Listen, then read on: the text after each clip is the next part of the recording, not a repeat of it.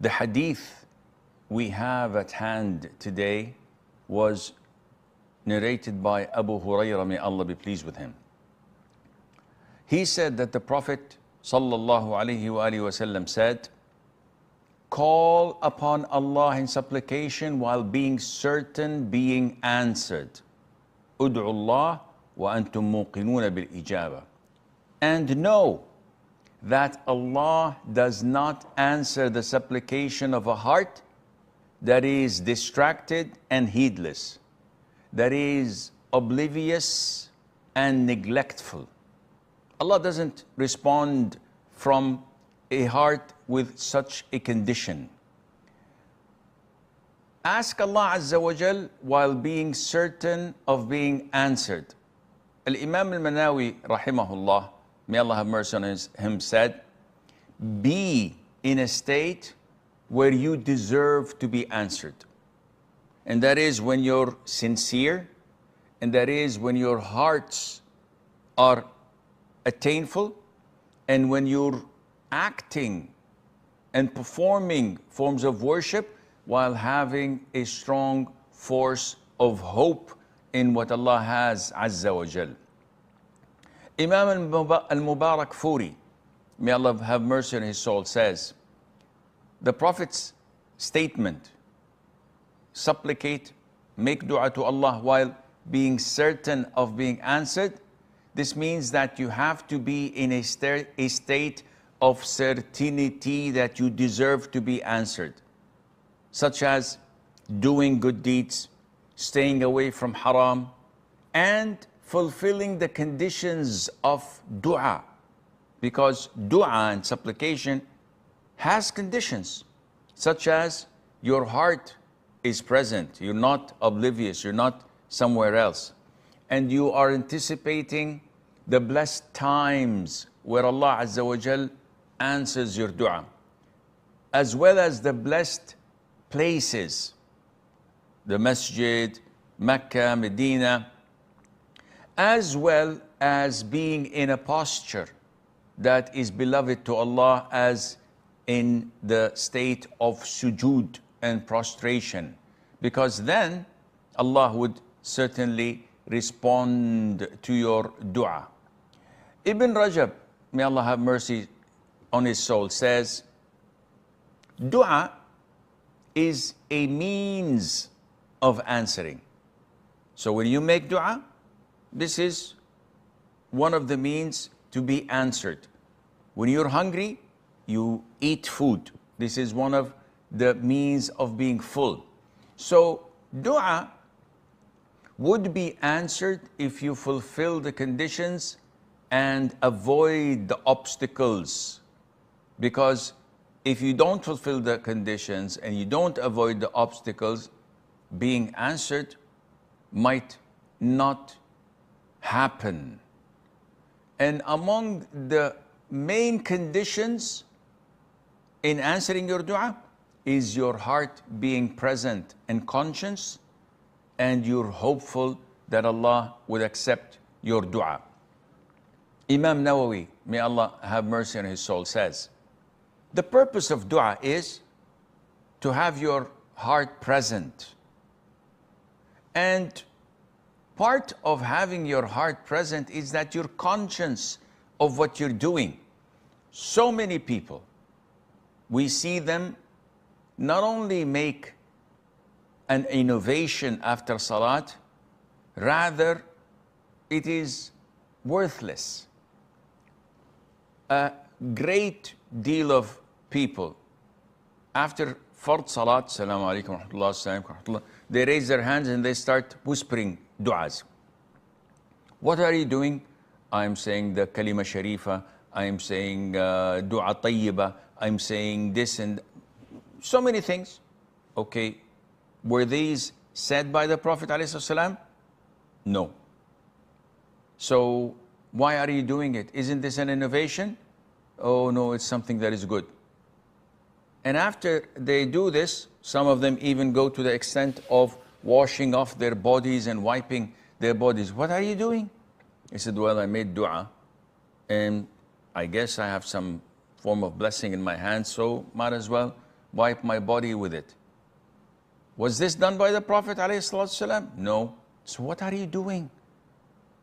Something that was not done by the Prophet ﷺ, not done by the companions, may Allah be pleased with them, definitely it's an innovation. The sad thing is, the vast majority of those making dua, they don't focus on what they're saying. So some of them raise their hands, make dua, and they look at the chandeliers, they look at the watch on the wall, they look at others, and they give gestures while just saying du'as, and they finish, and they wipe their face and their bodies with it. All of this is an innovation. Your heart is not there. Abu al-Abbas al-Qurtubi, he, may Allah have mercy on his soul, comments when the Prophet said, alayhi salatu wasalam, in another hadith, Allah says, I at where my servant thinks of me, and I'm with him when he supplicates to me. I at where my servant thinks of me, meaning that Allah Azza wa Jal, when you think positively of him, he's where you think of him. And if you think negatively of him, then that is what you will get. So Al-Qurtubi says, the hadith, supplicate to Allah while being certain that he will respond to you, means that when you make dua, be certain that Allah will answer you. When you repent, be certain that Allah will accept your repentance. When you seek Allah's forgiveness, be certain that Allah will forgive you. And when you do good deeds, be certain that Allah will accept these good deeds. But if you do all of these things while thinking that Allah is not going to accept them, then this is not going to benefit you.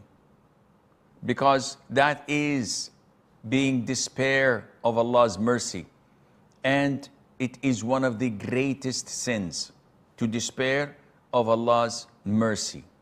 So many people think negatively of Allah Azza wa Jal, thinking that, no, he will never forgive me.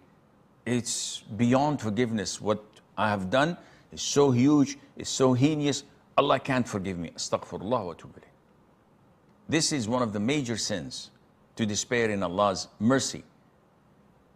Also, it is irrational and illogical and a major sin to think that Allah will forgive you and to bestow His mercy upon you while insisting on doing sins. So many people acknowledge they're doing sins, but they're refusing to quit the sin. Sister, why aren't you wearing the hijab?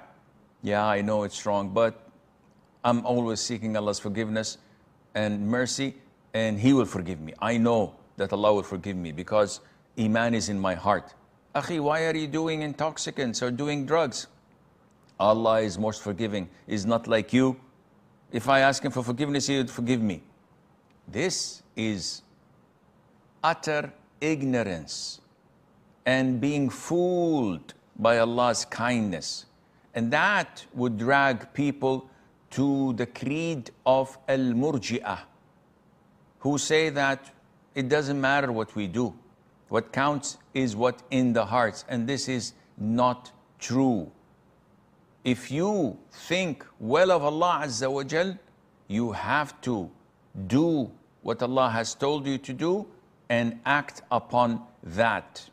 Allah does not respond to a supplication when the heart is heedless, oblivious, neglectful, or distracted, which means that you have to have your heart focused, because dua is the strongest means in repelling what we hate and attaining what we want.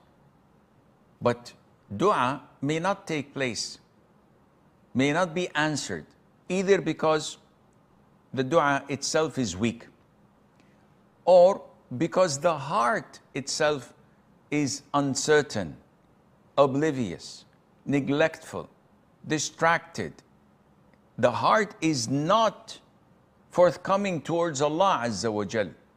Or there might be another reason, such as consuming haram, and the run or the layer that is caused by the sins on the hearts, or being overwhelmed by neglect and ignorance, by lust and desire, by being distracted. All of these come to the heart and block means of answering our dua. And this is why we have to focus 110% on the health and well-being of our hearts. Don't be fooled by the outer shell, by the physique, by the muscles. Rather focus on what counts, on what Allah looks at, on what Allah loves, and that is your hearts, the purity, the presence, the submissiveness, being filled with what Allah loves, such as hope, fear, love, trust, reliance, seeking refuge, asking Allah for what you need. This is what Allah Azza wa Jal loves, and this is what will protect us with the grace of Allah in this life and the hereafter.